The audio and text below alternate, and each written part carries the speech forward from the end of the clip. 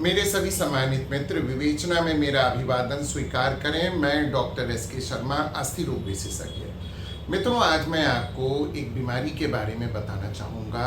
उसे हिपेटाइटिस कहते हैं। और मित्रों, आजकल मैं अपनी डेली रूटीन की प्रैक्टिस में देख रहा हूँ कि हिपेटाइटिस बहुत बुरी तरीके से लोगों में फैलता जा रहा है।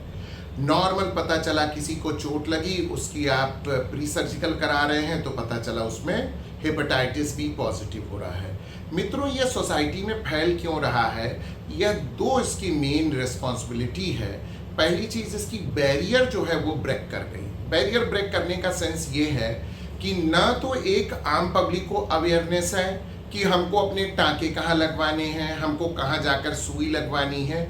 और दूसरी चीज़, चूंकि डॉक्टर्स इम्यूनाइज हैं, इसलिए वो भी कई बार इस बीमारी को नज़रअंदाज कर देते हैं, क्योंकि जो इम्यूनाइज है उसको इन्फेक्ट होने के चांसेस परसेंटेज बहुत कम है, और जो बिल्कुल फ्रेश लोग हैं उन्हें तो 100% मानिए।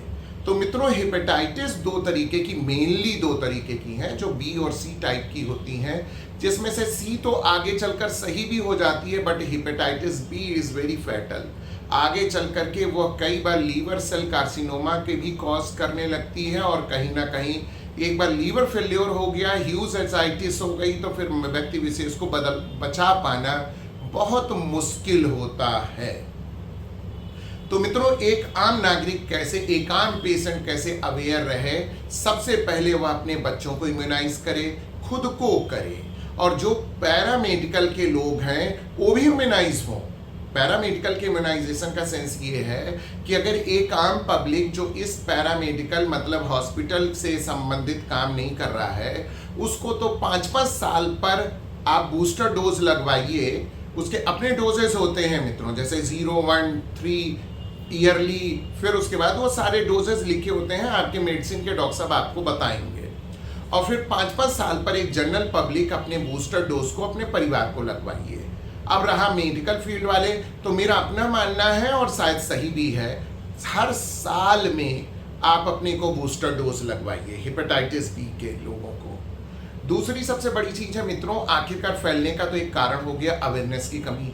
अब प्रॉब्लम क्या है कि जहाँ जांचें भी होती हैं, कई बार अगर विंडो पीरियड होता है तो हेपेटाइटिस बी निगेटिव आती है। अच्छा, उस पर ऑपरेट हो जाते हैं लोग। तीसरी एक सबसे बड़ी चीज़, इंपॉर्टेंट चीज़ है कि लोग इग्नोरेंस बढ़ गई। लोग सोचते हैं मैं तो इम्यूनाइज हूँ, बट दूसरे आदमी को ऑपरेट कर दे रहा हूँ। मित्रों, अगर एक बार हेपेटाइटिस बी का आदमी किसी ऑपरेशन थिएटर में ऑपरेट हो गया, तो आप ये समझ जाइए महीना भर, 2 महीने भर उस ओटी की इन्फेक्टिविटी बरकरार रहती है। तो सबसे बड़ी चीज़ ये है, आप फ्रैंकली पूछ सकते हैं अपने डॉक्टर साहब से कि डॉक्टर साहब, आपके यहाँ हेपेटाइटिस बी या HIV के लोगों का ऑपरेशन तो नहीं होता? क्योंकि मित्रों देखिए, अब किसी को हो गया तो उसको ऐसा तो है नहीं कि उसको कोई मरने के लिए छोड़ देगा। बेसिकली इस तरीके के ऑपरेशन जो होते हैं वो स्पेशलाइज सेंटर है, जहाँ पर सिर्फ हेपेटाइटिस बी का ही काम होता है। तो भाई ये रेफरल काम है। हर डॉक्टर्स को भी आगे बढ़ना चाहिए कि भाई आप मेडिकल कॉलेजेस में देखिए कि यूनिट होती है, प्लस अब जैसे KGMC है, मैं बस्ती में हूँ तो KGMC है, बस्ती मेडिकल कॉलेज है, प्लस BRD गोरखपुर का मेडिकल कॉलेज है, तो आप यहाँ भेज सकते हैं। और पब्लिक के मैं ये कहूँगा कि आप जरूर अपने डॉक्टर से पूछिए, डॉक्टर साहब आपके यहाँ हेपेटाइटिस बी या HIV के लोगों का ऑपरेशन तो नहीं होता? अगर होता है साहब तो क्लियर बताइए, मैं कहीं और जाकर इस ऑपरेशन को कराऊं। तो मित्रों, मुझे उम्मीद लगती है कि आप हेपेटाइटिस बी से सतर्क रहेंगे। यह बहुत साइलेंट डिसीज़ है और एक साइलेंट किलर कहिए। तो आप इसके लिए अवेयर रहिए, आप स्वयं इम्यूनाइज होइए, अपने बच्चे, अपने परिवार सभी को इम्यूनाइज कराइए। हाँ, हेपेटाइटिस बी और सी, इनमें एक फ़ायदा ये है कि ये फ़ायदा क्या है, मतलब इसकी इन्फेक्टिविटी ब्लड बॉर्न है, मतलब आप ब्लड से ही फैलेगी।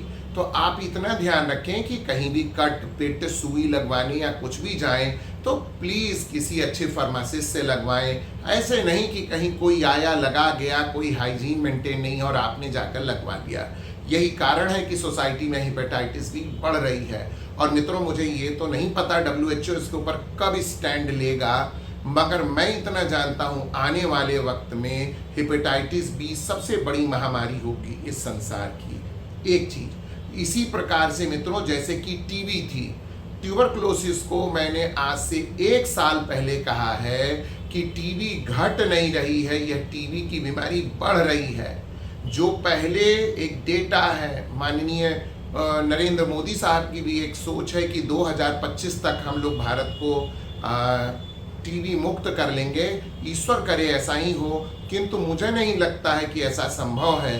2050 तक ट्यूबरक्लोसिस को इस देश से भगा पाना बहुत मुश्किल है। उसका कारण समझिए मित्रों, ये जब से कोरोना भी आया और मैंने ये देखा कि तकरीबन अभी तक मैंने 1000 लोगों को देखा होगा टीबी की, जिनको नोटिफाइड कराया है मैंने, और निक्षय पोषण योजना से उनको दवाई भी देता हूँ। प्रॉब्लम ये है, रोज टीबी के भी केसेस इतने बढ़ रहे हैं कि जिसकी सीमा नहीं है। तो मित्रों, कहते हैं सुरक्षित रहना ही एक बेहतर है और इलाज से बेहतर बचाव है। तो आप बचाव करिए, सदैव जीवन भर सुरक्षित रहिए और स्वस्थ रहिए, मेरी ऐसी कामना है। मैं डॉक्टर एस के शर्मा, अस्थि रोग विशेषज्ञ, आपकी स्वास्थ्य की शुभकामनाएं। बहुत बहुत धन्यवाद।